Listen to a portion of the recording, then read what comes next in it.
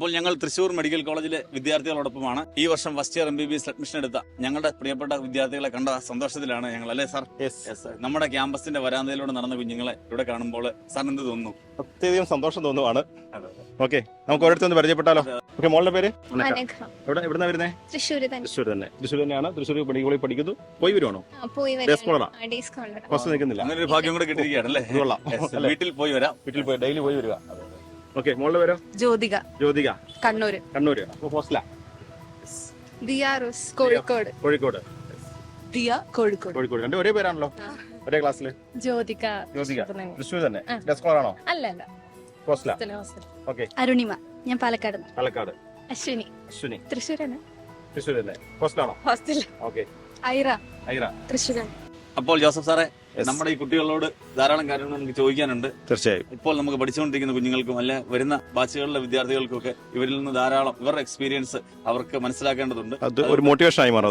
അതുകൊണ്ട് അവരോട് നമുക്ക് ചില ചോദ്യങ്ങൾ ചോദിക്കാം. അവരുടെ ബ്രില്യന്റ് എക്സ്പീരിയൻസ് തന്നെ ആയിക്കോട്ടെ. ആദ്യം അരുണിമയോടാണ് ചോദിക്കുന്നത്. ബ്രില്യന്റ് എന്നും നമുക്ക് ഓരോരുത്തർക്കും വളരെ നല്ല എക്സ്പീരിയൻസ് ആയിരുന്നു. ഇപ്പൊ തന്നെ നിങ്ങൾ ഇവിടെ വരുന്നത് പറഞ്ഞപ്പോൾ രാവിലെ തൊട്ട് ഞാൻ എക്സൈറ്റഡ് ആയിട്ട് ഇരിക്കുകയായിരുന്നു.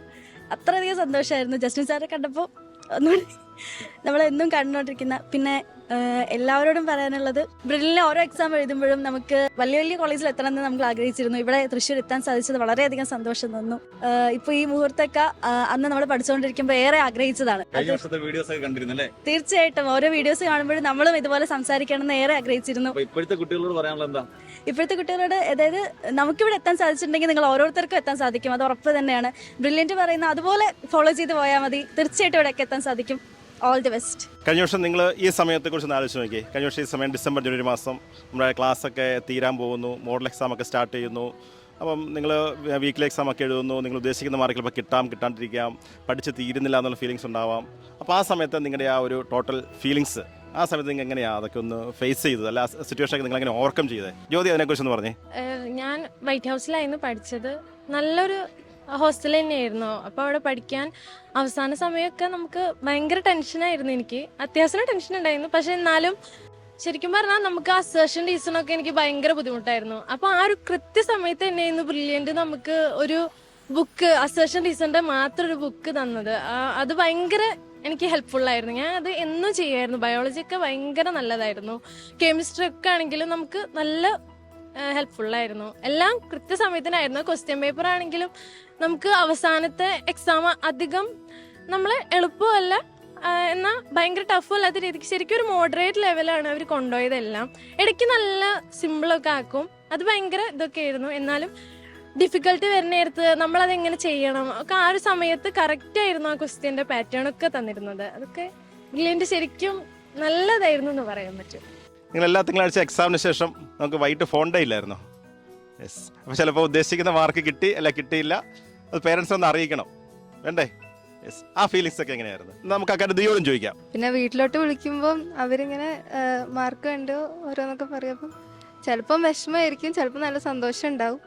പക്ഷേ എക്സാം കഴിഞ്ഞ് ചിലപ്പോൾ സാറ്, എൻ്റെ മെൻറ്റർ അവിടെ ഉണ്ടാവുമായിരുന്നു. അപ്പോൾ സാറും എന്നെ കുറേ മോട്ടിവേറ്റ് ചെയ്യുമായിരുന്നു.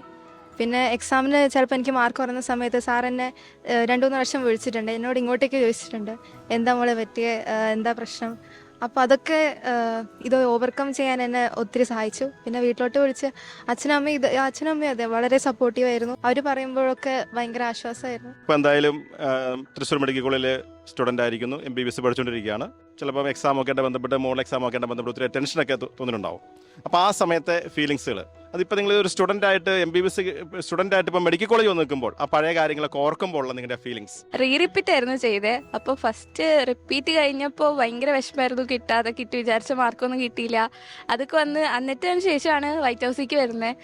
ഫസ്റ്റ് എക്സാമിനൊന്നും വലിയ കുഴപ്പമില്ലായിരുന്നു. ആദ്യത്തെ എക്സാമൊക്കെ നല്ല ഇതായിട്ട് പോയി. പക്ഷെ മോഡലും ഫസ്റ്റ് പകുതി ചാപ്റ്റേഴ്സ് അങ്ങനെ ആയിരുന്നപ്പോൾ കുഴപ്പമില്ലായിരുന്നു. ഫസ്റ്റ് ഫുൾ ചാപ്റ്റർ മോഡൽ വന്നപ്പോഴാണ് ശരിക്കും പേടിയായത്. അപ്പോൾ ഒന്ന് ഭയങ്കര മാർക്ക് ഡൗൺ ആയി. അന്ന് നല്ല വിഷമം ഉണ്ടായിരുന്നു. അന്ന് ശരിക്കും കരഞ്ഞു, വീട്ടിൽ വിളിച്ചിട്ട് ഭയങ്കര ടെൻഷൻ അടിച്ചു അന്ന്. പിന്നെ അതിന് ശേഷമാണ് ശരിക്കും പഠിച്ച് പിന്നെ വീണ്ടും ക്വസ്റ്റ്യൻ പേപ്പർ എല്ലാം ചെയ്ത് മാർക്ക് കൂടി വന്നപ്പോൾ ഭയങ്കര സന്തോഷമായി. അതിൽ പിന്നെ ആ ഒരു എക്സാം കഴിഞ്ഞ് പിന്നെ വന്നാലും നമുക്ക് മാനേജ് ചെയ്യാന്നുള്ളത് മനസ്സിലായത് ആ ഫസ്റ്റ് മോഡൽ കഴിഞ്ഞ പിന്നെ. അന്ന് വിഷമിച്ചപ്പോൾ കിട്ടിയ ആ ഒരു മോട്ടിവേഷൻ ഞാൻ പിന്നെ പഠിച്ചത് കേട്ടോ. ആ പഠിച്ച് എല്ലാം കഴിഞ്ഞ് നല്ല റിലാക്സ് ആയിട്ട് പഠിച്ചു തരണതുകൊണ്ട് തന്നെ വേറെ എക്സാമിനൊന്നും ഒരു പ്രശ്നം ഉണ്ടായില്ല.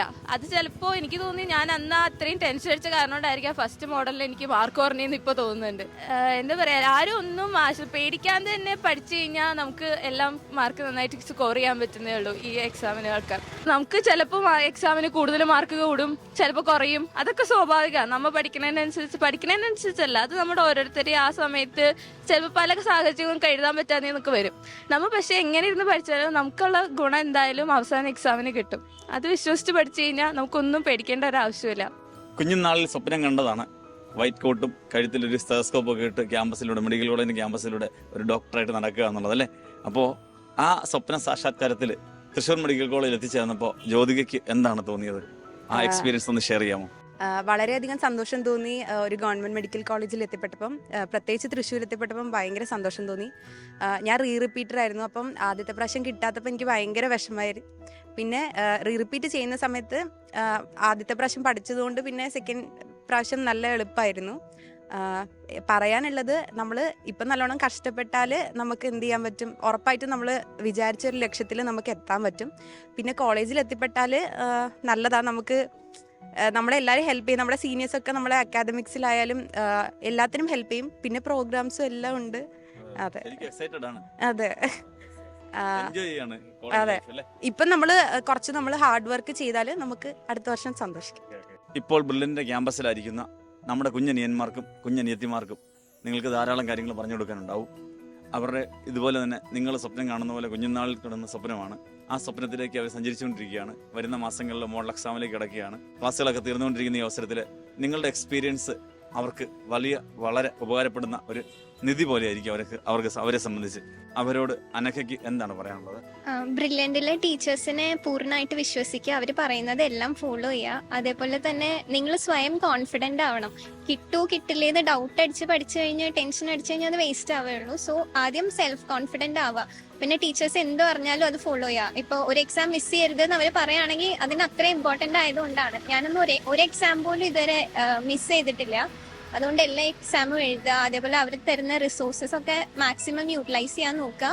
പിന്നെ മോഡൽ എക്സാംസ് ഒന്നും മിസ് ചെയ്യാതിരിക്കാൻ നോക്കുക. ഒരു ക്വസ്റ്റ്യൻ മിസ്സായാലും അത് പിന്നീട് നോക്കി അതിൻ്റെ ആൻസർ കണ്ടുപിടിച്ച് നിങ്ങളിപ്പോൾ ഒരു മിസ്റ്റേക്ക് ബുക്കൊക്കെ വെക്കുന്നത് ഒരുപാട് നല്ലതാണ്. അതൊക്കെ ടീച്ചേഴ്സ് പറഞ്ഞിട്ടുണ്ട്, ഞങ്ങളോടും പറഞ്ഞിട്ടുണ്ടായിരുന്നു. അപ്പോൾ നിങ്ങൾക്കത് ഫ്യൂച്ചറിൽ വീണ്ടും എടുത്ത് നോക്കാം.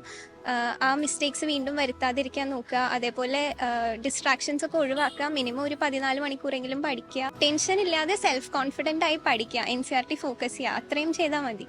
നീറ്റ് 2023 കീഴടക്കി വന്ന് തൃശ്ശൂർ കീഴടക്കിയ ഞങ്ങളുടെ പ്രിയപ്പെട്ട ഒരു ഗ്യാങ്ങിൻ്റെ കൂടെയാണ് ഞങ്ങൾ ഇത്രയും നേരം നിങ്ങളുടെ മുമ്പിൽ ചെലവഴിച്ചത്.